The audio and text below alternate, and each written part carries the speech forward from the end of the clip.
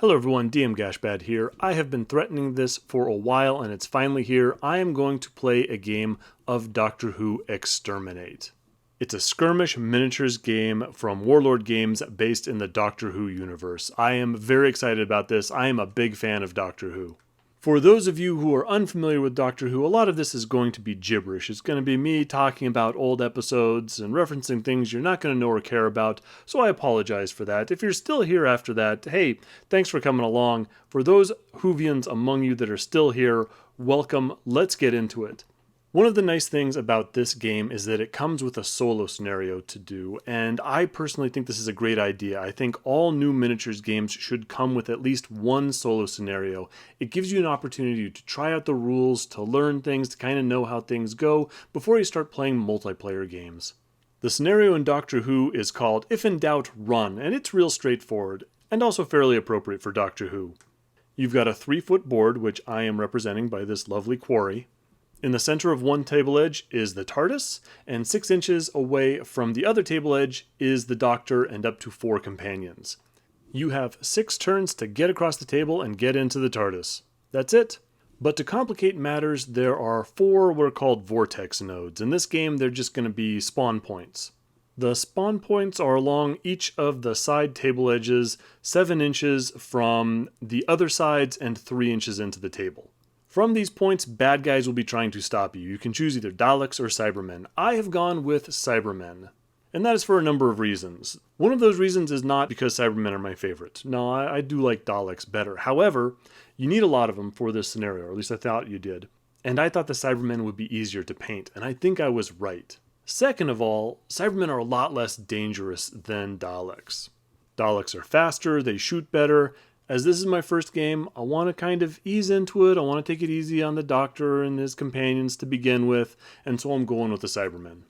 As I go through the various parts of the game, I do want to talk about some of the aspects of the rules, and especially the models. This is my first game that I've played from Warlord Games, so I was really interested in how they do their models. And there's a bunch of different materials that they use for these guys.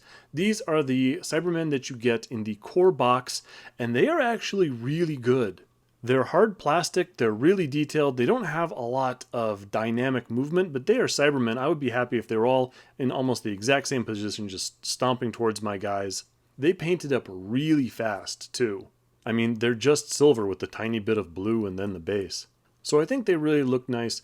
The only thing that I thought was a little strange is in the core box, you get Daleks and Cybermen, so the Daleks fighting the Cybermen. So I just assumed this would be the 2 factions from Army of Ghosts Doomsday, where those 2 factions actually fought each other at the end of Series 2. Turns out that's not necessarily the case. These are the newer versions of Cybermen that the 11th Doctor met, so from like Nightmare and Silver and stuff like that. I guess they just wanted to use the newest version of these characters. And that's fine, I guess, it works. Now, as far as the Doctor goes, I'm going to tell you something right now. You're actually going to have 2 battle reports in this video, so I'm going to play through this game twice. The first one, I am going to use 1 Doctor. I'm going to start off small. And for that, I went with Doctor number 5, 5th Doctor, Peter Davidson. Why the 5th Doctor? You can get models for all the Doctors and rules for most of them. The models for the Doctors that don't have rules, you can get it through the board game Time of the Daleks. The models that come with them, they are exactly the same as the ones used in Exterminate. The same ones from Warlord Games. So of all the Doctors that I could choose from, why Peter Davidson? Well, he's kind of the Doctor that I first started watching way back when I was a kid and I was first watching this on PBS. So it's a real nostalgia factor as far as he goes, but beyond that, I think he was just a really good Doctor. Overshadowed a lot by the 4th Doctor and by the new series, sure. Didn't really have the best companions, but there was something more human about him, more caring, more frantic, less in control. He was a very relatable guy. He often seemed out of his depth when he was going into situations. But still, he was absolutely the Doctor. He was going to talk his way out of things. He was going to do the right thing. He was going to fight for right. But I don't need to go on about that. Nope, I take that back. I do. Let's just get this out of the way. Doctors in order. For the top spot, it's really hard to choose. It's going to be between Doctor 10 and Doctor 4. In the end, I'm sorry about this, but I got to give it to Doctor 10. Doctor 4 has got some great episodes, longest running Doctor, classic of the series, some of the greatest episodes of Doctor Who, but Doctor 10, he has some of the greatest episodes of TV. Human Nature, Silence in the Library, Blink, Doomsday, Girl in the Fireplace. I could go on and on. So, number 1 spot, Dr. 10. Number 2 spot, Dr. 4. Next, we're going to have Dr. 12. Took me a year to get used to him, but I think he just had some great episodes and he is a fantastic doctor. Next, we're going to go Dr. 5 for all the reasons that we've listed. Then we're going to do Dr. 9. Started off the new series in grand style, real solid. I'm going to go back to Dr. 3 next. Dr. 3 I never particularly cared for growing up. He was a little bit more serious, a little bit more stodgy, a little bit arrogant for a doctor. He wasn't my favorite doctor, but rewatching some of those episodes, they're bananas. They're really weird, really crazy. Well worth a watch. We're going to go Dr. 11 next. Never fully got into him. Could never really latch on to what that doctor was like. Personal taste, nothing against Matt Smith. He's had some fantastic episodes. The next 3 break my heart. It doesn't seem fair to put these guys low on the list, but someone's got to be there, I guess. We're going to go Dr. 2, Dr. 1, Dr. 7. It's not really fair. Dr. 2 and Dr. 1 set off the series. They are great in their own way, but it's such hard work to watch their episodes, those old episodes, and it's a function of the time and the budget, but they are so slow. I have tried a couple of times to get through the Crotons. I just can't do it. Dr. 7, I really don't want to put this far down on the list. I actually like him. I think he's one of the better doctors, this sort of clever, clownish schemer. So I really like Sylvester McCoy's performance, but some of his episodes are so bad they're unwatchable. He had some really good ones, but he had some bad ones. In much the same way, I'm going to put Dr. 13 down here. Listen, I really want Dr. 13 to do real well. I haven't seen all of her episodes yet. I don't think there's anything wrong with her performance or iteration of the Doctor, but I think the writing just isn't there. I think the difference between her and everyone else up on the list is that she has not had a great episode yet. And again, I haven't seen all the episodes, but for right now, she's further down on the list. Then we're going to go with Dr. 8. Sorry, he had one TV movie. It wasn't very good. And then Dr. 6. Dr. 6 had some good episodes. He's very watchable. The Trial of a Time Lord, real good. But the choice of his character is way off. Just this arrogant, cowardly jerk. It's hard to take. Alone amongst these guys, I feel like he doesn't really fit as the Doctor. Anyway, sorry about all that. I just had to get that off my chest. Let's talk about War Games. The miniature for Dr. 5 seems to be of a soft plastic or resin. I think what happened is they made it out of this other material to go with the Time of the Daleks board game. But actually, it's really good. It's got good detail to it. I like the sculpt of it. Some of the others are a little bit shaky, but Dr. 5 is a real nice sculpt, and he painted up really well. Lots of details. He's got the little question marks on his collar. He's got the stripes on the pants. These Doctor miniatures are hard to paint. It's always tricky when you have to paint something that actually exists in real life instead of just a random fantasy or sci-fi miniature where you can paint however you like. Trying to match colors and just sort of the weird shades of things that they use, especially in the Doctor's costumes. It's tricky, but I'm very happy with the overall effect. For a lot of these, I think they pulled pictures directly from a press release or something like that. I suspect they might not have been as careful about finding out what the back of the costume looks like. I'll probably mention this later on, but I think he should have the red piping on that long coat of his. It should be... Anyway, I think it's different on the other side of his outfit than what the model shows. Small nitpick there, but otherwise I'm very happy with this. So far I am digging the Doctor Who miniatures. Let's see how the game goes. Here's the board all set up for the game. You see the Doctor at the top in the center, the TARDIS down at the bottom, the 4 vortex nodes you can see off to the sides. For one character, for just the Doctor, we're going to start with 2 Cybermen on the table, and they are at the top. At the end of every round, you're going to roll a die to see if any more of them show up. We'll get to that when the time comes. The scenario recommends lots and lots of terrain, otherwise it might become something of a shooting gallery, and I think this is probably going to be okay. Also for this game, the Doctor is allowed to draw a hand of 5 battle cards, which influence dice rolls throughout the game, and you also get 5 adventure cards. Here's the deal with these. So I went through and I chose 5 adventure cards, and I took a close look at them and I realized I can't use these. If I did, I could use 2 of these cards at the very beginning of the game and be able to move the Doctor 36 inches in the first round. The board is only 36 inches wide. So I think these are unusable in this solo game, unless you really went and made sure that these cards were not that useful. As for the battle cards, their effect is smaller, but I'm going to tell you this, I went through the whole game and didn't have to use them. I like the idea behind them. I think in a solo game, I think they're very useful. You can use the battle cards and the AI models cannot. So it gives you the opportunity to create some really complicated scenarios where you can survive things that maybe you wouldn't normally be able to, which I think is appropriate for a Doctor Who game. Also, the Doctor's card itself references these battle cards quite a bit, so there are some rules of the Doctor that you can't do if you're not using these cards. Still, for the next 2 games, I'm not going to need them. I'm not going to use them. We're just going to try and do this a little bit more straightforward. What the Doctor does come with, though, is 2 fate tokens. And fate tokens are just like little things that allow you to manipulate chance.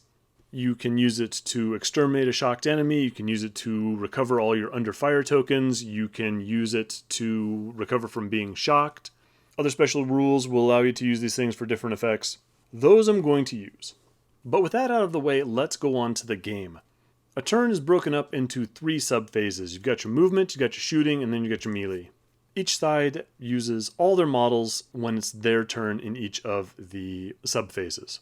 So first the Doctor is going to move, then the Cybermen are going to move, then the Doctor is going to shoot, then the Cybermen are going to shoot, and so on and so forth. Normally there's an initiative round to find out which side goes first, but for the solo game, the Doctor is always going to gain the initiative, which is completely appropriate.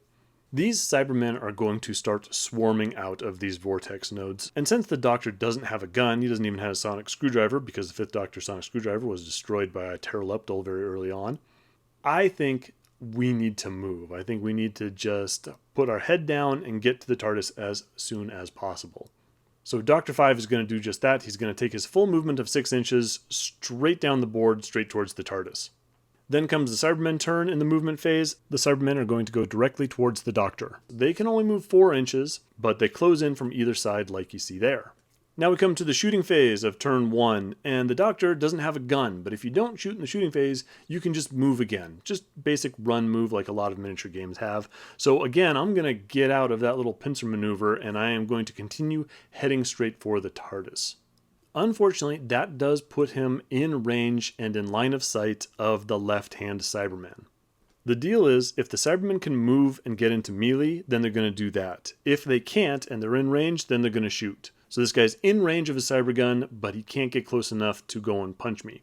So, shooting. The Cybermen have no inherent shooting ability. So the way this works is you can roll a number of dice and see how many hits you get.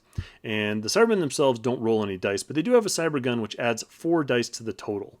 Unfortunately, the cyber gun has a range of 6 inches, but you can fire at double that amount, you just subtract 1 die. So, he'd have 4 dice, he takes away 1 die, he's rolling 3 dice. And these aren't just D6s, they're the special goofy dice with these graphics on the sides. On each of these D6, 3 sides have a little hit symbol, like a little kapow thing. So with any attack you roll, there's at least a 50% chance that you're going to hit. One side has this little lightning bolt surge icon. Different rules will interact with that icon in different ways. So for example, the Cyberman Cybergun has the energy rule, which means that if you roll one of those lightning bolts on your to hit roll, then that counts as a hit. The last 2 sides on these Doctor Who Exterminate dice are these little armor vests things. When you're rolling to hit, those count as misses. So the Cyberman takes his 3 dice, rolls them out, and he gets 1 of each. He gets an armor, which is a miss, and he gets one of those kapow hits, which is a hit, and he gets the Exterminate, which is also a hit. So he's got 2 hits. Now the Doctor rolls his defense. He's got 4 dice to roll in defense. Every armor he gets cancels one of these hits. He rolls 3 of the little kapow symbols and 1 of the armor vests, so he cancels out 1 hit. 1 hit is still going through. So now for each hit that goes through, the Cyberman rolls the die again. Those hit symbols mean that you are shocked. The lightning bolts mean that you are exterminated. The Cyberman rolls an exterminate. And so that would obviously be really bad for the Doctor. Fortunately, he has the wounds rule. He has 2 wounds on him. So he can take 2 of these wound tokens to cancel out any shocked or exterminate result that he gets. So obviously he's going to use those right away. After he gets those 2 wound tokens, then anything goes. But for right now, he's okay. He does take what's called an under fire token. So this is to represent him having to duck as he's taking fire and that kind of thing. So with 1 under fire token, you can't move in your next round. With 2 under fire tokens, you can't move or shoot in the next round. Sort of like Star Wars Legion, I'm going to have an opportunity to shake these off at the end of the round. But for right now, the Doctor's hurt and he's taking fire.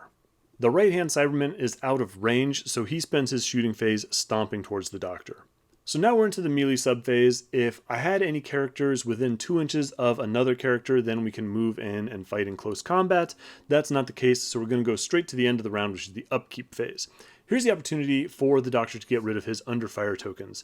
I'm going to roll a die. If I get one of those armor symbols, I can take off the under fire token. And because the 5th Doctor has the special rule Brave, all the Doctors are slightly different. They have a little different rules, a little different stats. He can also take off an under fire token if he rolls a lightning bolt. So I've got 1 under fire token, I roll 1 die, I don't get it, I roll a hit instead, so he's got to keep that.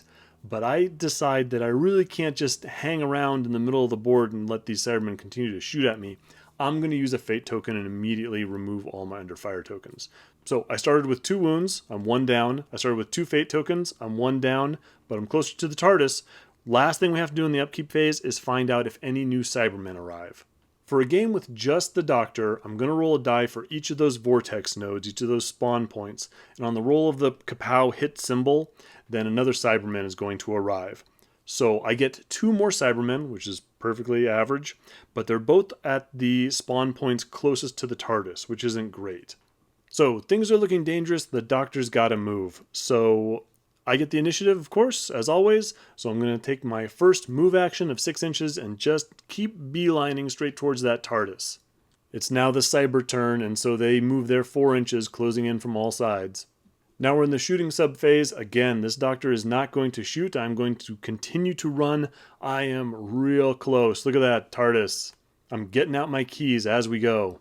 But now it's the Cybermen shooting phase. So the 2 Cybermen that I've been running away from, the one furthest down the board, they are not in range. They have to continue to tromp towards me their 4 inches. The 2 front Cybermen, that's a different matter. So the one on the left, he can see the Doctor and I am in range. Fortunately, I have this chunk of terrain that you take out the ruler from the game, and if part of it passes through that ruler, then the shot is partially obstructed, and so the Cyberman has to lose another die. So he's going to lose 1 die from range, he's going to lose 1 die from the intervening obstacle. He's only going to get 2 dice, but that guy goes and rolls 2 hits on me, so now I got to take the Doctor's 4 defense dice, looking for armors. Like a champ, the 5th Doctor rolls 2 armors and takes no damage rolls, which is great. I do get an under fire token, but still, this is the important round. If I can get away without too much damage here, I'll be in good shape. But now we're going to move on to the Cyberman on the right. Same thing as before. He's got a long range shot through an obstacle, so he's rolling 2 dice. This time he only gets 1 hit. The Doctor rolls his 4 defense. He gets 1 armor, so again, no damage, but he takes another under fire token. Again, no melee, so on to the upkeep phase. The Doctor managed to roll off 1 of the under fire tokens, so he will be able to move in the next round. 3 more Cybermen appear, 2 in the back and 1 in the right front. But you know what? It doesn't matter. New round, I can either spend a fate token and get rid of my under fire tokens and immediately move to the TARDIS, or I can let all the Cybermen move towards me, and then in the shooting phase, I move the remaining 6 inches and I'm at the TARDIS. Either way, Doctor gets away, Cybermen lose. That's the way it goes. So, thoughts on this first game. First of all, I didn't feel like it was particularly hard. I didn't feel that the Doctor was really under significant threat. I know I had to burn a fate token or 2. I know I took a wound. But those Cybermen are so slow. They just weren't putting a lot of threat on me. I kind of thought that I'd just be able to get through it and just muscle my way through this without too much effort. And that's, of course, without the adventure cards and the battle cards, which would only make it easier. That said, it was kind of fun. I feel that the Doctor should win. I feel these things should be set up in the Doctor's advantage, you know, especially if you're just learning the game like I am. I think there's some things that could have made the game harder. I could use Daleks. I could put a big piece of terrain in the center, so I got to go around closer toward those vortex nodes, risking hand-to-hand combat. But as it was actually kind of a fun little game. I thought it kept in the theme of the show. It was real quick. I mean, this is my first game and it got over in just a couple of minutes. I had lots of time. I just set it up and I ran through it again. The result was almost identical, so I don't think there's going to be a lot of variation as far as the gameplay on this particular scenario goes. But that one only took 5 minutes. And then just for the heck of it, I had my 8-year-old son come over and I said, hey, you want to play this game? And we ran through it. And again, the outcome was identical. Same thing. Didn't take much time, but pretty fun. And for an 8-year-old, I think it's not a bad introduction to miniature wargaming. But my concern was for you guys. You guys are spending your time watching this battle report. You watch the doctor just blow through the game super easily and that's it. I want you guys to think that you're getting your money's worth. So I thought to myself, I wonder if this game isn't harder if you add in more companions. When you add in more companions, first of all, that's more characters that aren't the Doctor, who is very tough and has all these fate points and wounds and stuff like that. Also, the more people you have, the more bad guys show up. So I'm going to set up a game with a Doctor and 2 companions, so the next level up. Now, unfortunately, Warlord Games hasn't released any companions for the 5th Doctor, so what are you going to do? Well, I got to paint myself up a new Doctor, and I went with Doctor number 4, Tom Baker. As for companions, Doctor 4 has a number of choices. He could go with Harry, he could go with Romana, 1 or 2. I personally went with Leela and K-9. Leela is possibly my favorite companion of the Doctors. I like when a companion brings something specific to the table that the Doctor doesn't do. In this case, Leela is just a knife murderer. She is a violent warrior hunter, and that is something the Doctor is no good at all. And so he often has to lean on her skills in these particular ways. He doesn't always approve, sometimes he's a little dismissive and rude to her. That's kind of just how the Doctor is. But whatever, she is confident in herself. I just think that she's a great character. And K-9's just fun. I like K-9. The one with John Leeson's voice, that one.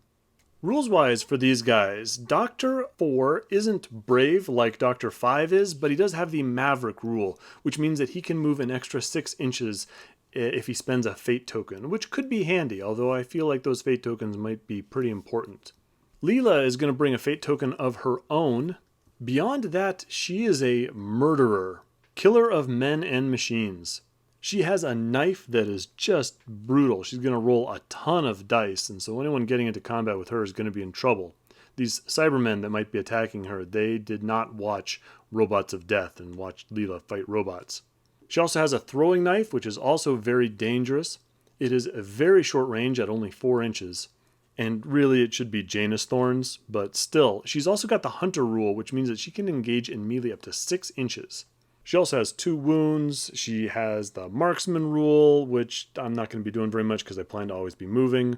Bodyguard, she can take hits for the Doctor if she needs to. She's only defense 3, so she's not quite as tanky as the Doctor himself, but she's interesting. I like how she plays. K-9 is interesting too. There's 2 ways you can take K-9. You can take him as an upgrade to a Doctor model, or you can take him as a model unto its own right. Obviously, he is his own model in this game. He's real tough. He is defense 4 with, again, 2 wounds. He also has the hard to hit rule, so anyone shooting at him will subtract 1 die. His laser scalpel, his shooting attack, is very dangerous, which makes sense because he's always blasting people during the show. And he is not bad in close combat either. They call it the muzzle-mounted shock wand, which I think is just another way of saying that he blasts people up close. He can also bodyguard hits for both the Doctor and Leela. The downside is that he is only movement 4. That could be a problem. Talking about the models themselves, the 4th Doctor is the same soft plastic as the 5th Doctor. No complaints with this. I really did like that. I found the picture that this pose is based off of, so that made painting a lot easier. They didn't quite divide up the scarf exactly like they have it in that photo. I kind of wish that they had just not divided it up on the model itself and just let me paint it freehand so I could have done it more accurately. But oh well, there you go. Now, this is a soft plastic, and it does tend to bend. So I actually ended up with two of these Dr. 4s, and one of them was kind of like rotated, like 45 degrees at the waist. It didn't look bad or anything, but they did seem like they were in slightly different poses, which was strange. Dr. 5 was the same way. He was actually twisted in the same kind of way, and so his cricket bat actually had this weird bend that you can tell from the side. I tried to fix that as best I could, but it's just the nature of this soft plastic. Sometimes you're going to get this warping effect. K-9 is adorable. I love the little K-9 model. Obviously, they had some problems with getting some of the fine detail with those ears and the tail, and so they had to kind of accommodate some of that stuff. And because it's basically a one-piece model, they couldn't get all the details on the little control panel on the back, but really, it's pretty good. Again, the soft plastic, I'm very happy. So the only metal model that I painted is Leela, and she's fine. She's great. She looks like Leela. I think it's a good model. Again, I think I tried to match everything up by watching some of the old episodes, and I think, again, the back of the costume is not quite correct. Also, there's a little bit of issue with scale. She is almost as tall as the Doctor because she's hunched over and everything. When in the show, I mean, that fourth Doctor is really, really tall. He towers over everybody. So she should be significantly smaller than she is. But I do like the sculpt. I think it looks like the character. It was not bad to paint. These are hard, just in general. Like, trying to watch these grainy old TV shows and trying to figure out what thing is what color, it is not easy. Hey, speaking of matching colors, I'm going to talk about the TARDIS real quick. So this is the TARDIS that comes with the 13th Doctor, and it is hard to tell, but the 13th Doctor's TARDIS is redesigned. It is a darker color. The plaque on the front is black with white letters. You can't really tell, but if you really go into all the details, you'll see the hinges on some things are reversed and everything. And so it is the 13th Doctor, but I didn't paint it that way. I painted it around the 11th Doctor time frame. Just that had more of a classic look. Side note, let's get to the game. Here we have everything set up again. TARDIS at the bottom, my guys clustered together in the top center. Because I've got two companions with me, we're going to start with 3 Cybermen on the table. You can see them at the top and 1 on the lower right. So let's get into it. First round, the TARDIS crew gets the initiative, and so we are going to move again directly towards the TARDIS. You'll notice the Doctor and K-9 are on the outside there. They are the ones that are the best at soaking damage, so I'm going to have them closer to the Cybermen. Cyber turn, and those 3 Cybermen stomp towards my guys. Shooting phase, and even though I've got people that are better at combat now, I still think my best bet is to beeline towards the TARDIS. The Doctor and Leela go and duck behind that gravel pile in the center of the table. Doctor Who Exterminate doesn't use true line of sight, so these obstacles, if they are taller than 2 dice stacked on top of each other, then they're going to block all movement and vision, and this gravel pile fits that bill, so they can't be seen by that Cyberman behind them. Also, if you are claiming cover and you are getting attacked, then you can count the little lightning bolt symbol as a block as well as the armor vest when you're defending against the shots. Poor K-9 has to be left to his own devices because he's just not fast enough to keep up, so he's behind us a bit. So now it's the cyber shooting phase. The one at the top right is just barely out of range of K-9, so he's going to continue to advance his 4 inches. The one at the bottom, of course, is miles away, so he has to move forward as well. The one on the top left is another story, though. He can see K-9, but it is going to be a difficult shot. So he's shooting through those trees, so that gives K-9 some cover. So -1 die. He's also long range, of course. The Cybermen are never going to shoot at short range. If they're within 6 inches, they're not going to shoot. They're going to move closer to get in melee combat. So the most dice they're ever going to throw is 3. And then beyond that, K-9 is hard to hit. Why? He's a slow-moving metal lump. It seems like he would be kind of easy to hit. But if you ever watch the show, people have a real hard time landing a shot at him. So, works for me. Anyway, this poor Cyberman is down to just 1 die, and he rolls it and gets an armor symbol, so K-9 is missed like the good boy he is. It's the upkeep phase, and I have no under fire tokens to remove, but we do have to roll for more Cybermen, and we get 3 more. Now new Cybermen arrive on the die roll of a hit or a lightning bolt, so we get 1 at the top left, 1 at the bottom left, and 1 at the bottom right. It's getting kind of crowded, and I only got 12 Cybermen.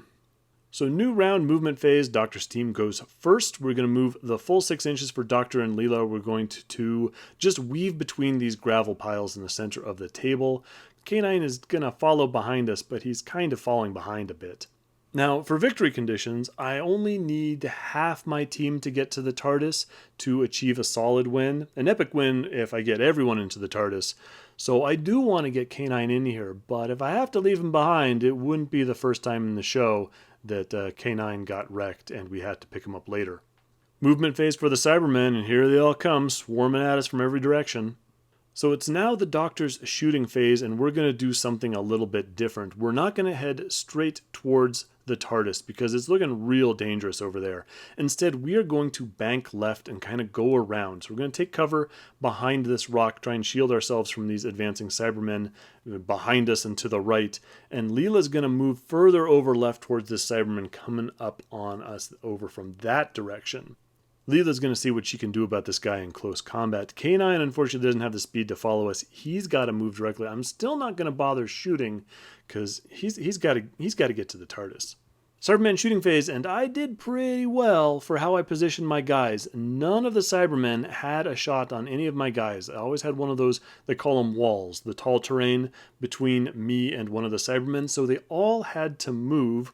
Obviously, with the exception of the left-hand Cyberman, he could have shot, but the AI says he's going to move in and he's going to try and get into close combat. So, no shots in the shooting phase, but they all continue to stomp towards me. But now we have a melee phase. Melee, melee, you know what? One pronunciation is correct, but I can't be bothered to look it up. I'm going to call it melee. Leela, because she's a hunter, can move up to 6 inches to engage someone in close combat. She doesn't need anywhere near that amount. That Cyberman is right there within an inch. So this is how this works. It's kind of an opposed set of dice rolls, sort of like 2nd edition 40k. Leela is going to take her dice pool. She has a close combat skill of 4, plus her knife modifier of 3, plus she's the one that engaged in this round, so it's kind of like a charging bonus. So she's going to get a total of 8 dice to throw. The Cyberman has a close combat skill of 5, and he can add 1 for his melee 2 skill. So instead of attacking 2 different characters, he can focus all his attacks on 1. He gets an extra die. So that's 8 dice versus 6. We're both looking for hit numbers. Leela rolls her dice. She ends up with 5 of those kapow symbols showing up. So that's 5 hits, but her knife has the piercing ability, which means that each hit that she causes counts as 2. So that is a massive 10 hits on this Cyberman. The Cyberman does not roll nearly as well and only gets 2 hits. So you would think, in this kind of situation, you would subtract 10 from 2 and you would get 8 hits. That is not actually the way the game is played according to the rulebook. In the rulebook, however many hits you rolled, the person who gets the most hits, that's how many hits they cause. So Leela is going to roll 10 dice to see what happens to this poor Cyberman. Now, side note, I have joined the Doctor Who Exterminate Facebook group, and in their FAQ, they change a bunch of rules. Faction setup, this melee resolution, multiple combats, it all gets changed. Honestly, I think it just makes it more confusing. I am going to run this game as it's printed in the rulebook. Leela gets 10 dice, she throws them all, doesn't roll a single lightning bolt, so she only gets a shocked result. Now, since she shocked someone in close combat, she could spend a fate token to immediately exterminate him, but again, I feel like these fate tokens are important, so I'm not going to do that. Instead, I'm just going to push him back an inch. He's knocked over. You would think that shocked means it's like stunned in Mordheim, like you can't do anything else in the turn, but that's actually not the case. Shocked doesn't seem to prevent you from engaging in melee or shooting in the shooting phase, if you got shot earlier in the round, for example. It really just kind of means you're more vulnerable to other shots coming in the round. So what could theoretically happen is that it could come around to the melee phase in the Cyberman turn, and this shocked guy could just drag himself into combat with Leela, and we would fight again. The thing is, if you're in combat with a shocked character and you can direct any attacks into him, you immediately exterminate him, so it would be suicidal for the Cyberman to do that, so I'm not going to do it in this case. So none of this is a problem, it's just that this game works a little bit differently than the way I expect. There's nothing stopping you from shooting and engaging in close combat in the same round. Shocked characters can continue to fight and move as normal. They all just recover at the end of round, no problem. under fire tokens are actually a much bigger deal. It's not a big deal, it's just a little different from the normal wargaming conventions that I'm used to. So with melee done, we're on to the upkeep phase. There's no under fire tokens to remove. The one Cyberman that Leela stabbed in the head a bunch recovers from being shocked, and 3 more Cybermen arrive on the table, one in the top left, one in the top right, and one in the bottom right. New round, TARDIS team take the initiative. We are going to leave. We're going to move away. So, Doctor and Leela, we take advantage of the Cybermen recovering from his knife wounds, and we head towards the TARDIS, as does K-9. K-9 is in a rough spot. He's got a real gauntlet to move through. There are Cybermen all around that area. Speaking of those Cybermen, here they all are, closing in on my guys. You can see one's just right up next to K-9. The one that we stabbed earlier is still chasing us. Looks like we have 9 Cybermen on the board. It's a crowded field.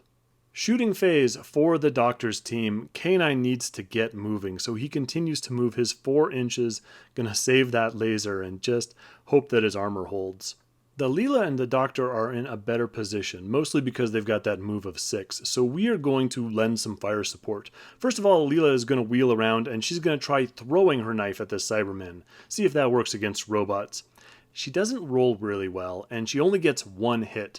The knife is still piercing, so that does take us up to 2 hits, but the Cyberman rolls his 4 defense dice and gets 3 armor symbols, so he easily ignores that. But he does get an under fire token.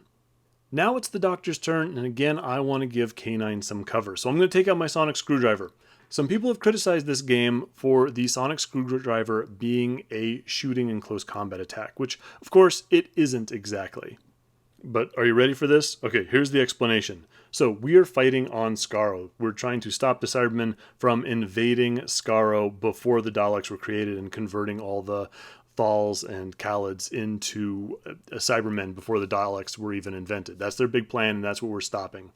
Anyway, what happens in the Badlands of Skaro? Well, there's all these unexploded mines. The Doctor even stepped on one earlier on in Genesis of the Daleks. So here's what's going on.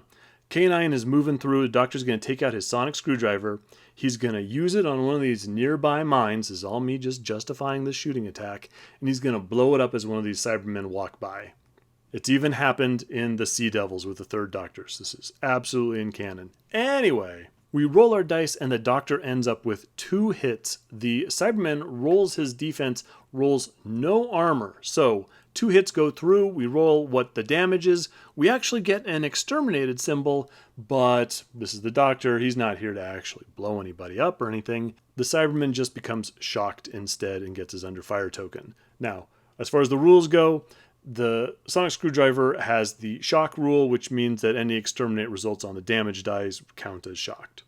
I could spend a fate token to exterminate the Cybermen, but I only need to slow these guys down. So that was eventful. Shooting phase for the Cybermen. A bunch of the Cybermen are in range of Leela and K-9, so they are not going to shoot. They're just going to move closer towards him, including the one that just got shocked. A central Cyberman was in that kind of shooting zone, and he did have a line of sight to K-9, so 1 shot comes through on my robot dog. Long range, obstacle in the way, hard to hit. He's only going to get 1 die. He does get 1 hit, but K-9 easily blocks it, but he does take an under fire token. On to the melee phase, and we are going to start with Leela. Leela is going to launch herself at that Cyberman that's been following her. She wants to get her knife back. So the knife hasn't been doing the job, so she's going to take out, I don't know, something gold-plated that she had lying around, and she's going to stick it in this Cyberman's vent circuits and see if that does the trick.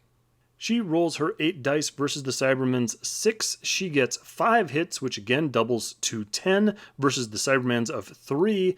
This time there's no saving that Cyberman. He is going to get a lightning bolt symbol for the damage and get exterminated.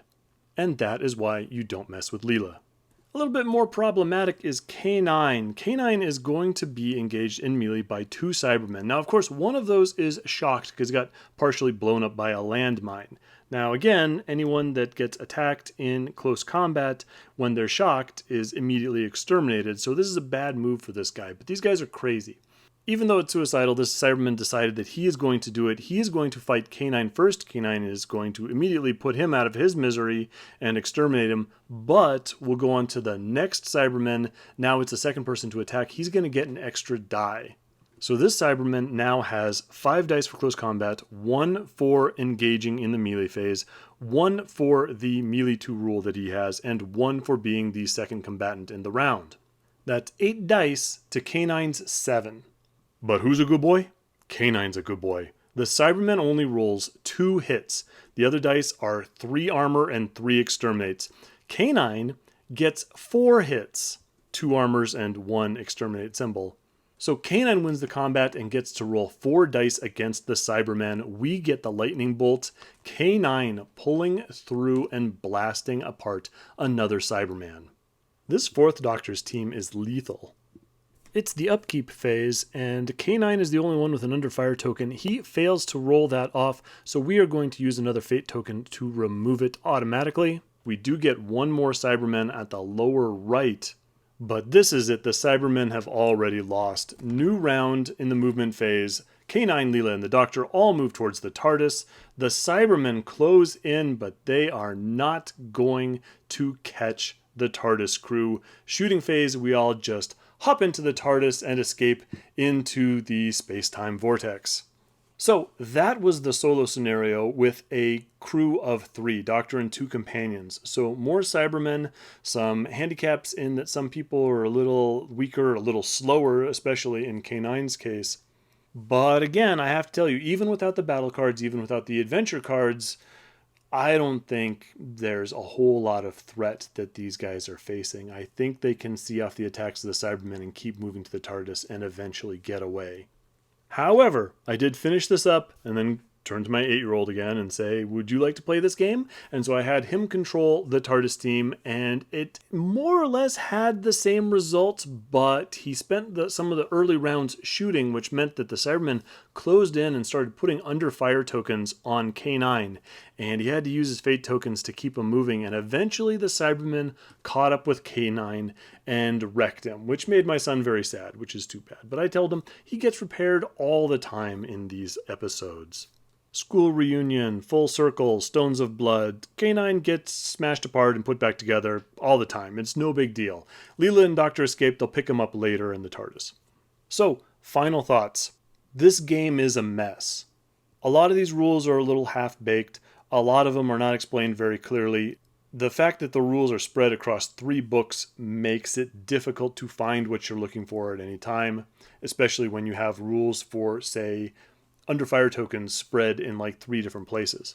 For example, K-9 should have rolled 1 less die in his combat with the Cyberman because he had an under fire token. Because the rule was stuck in a weird place, I didn't catch that.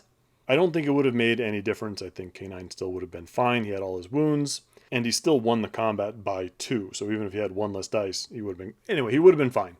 However, the game plays fast.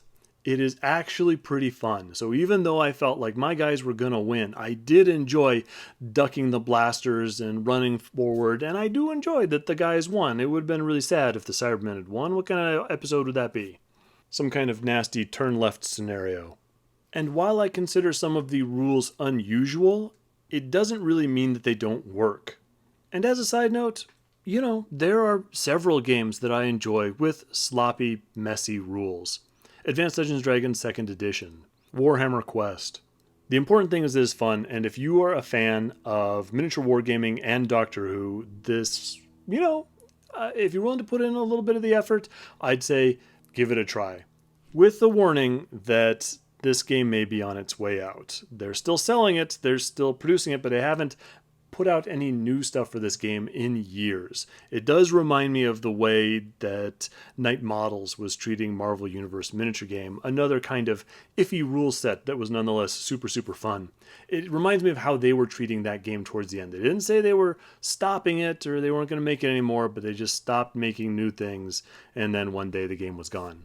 Thank you for watching all this way, for bearing with me. I know this is probably no one's favorite system, the game that no one has been waiting for, but it has been on my mind. and I hope it was informative and or entertaining. If you have any questions, observations, or concerns, go ahead and leave them in the comment section below, and I will see you on the next one.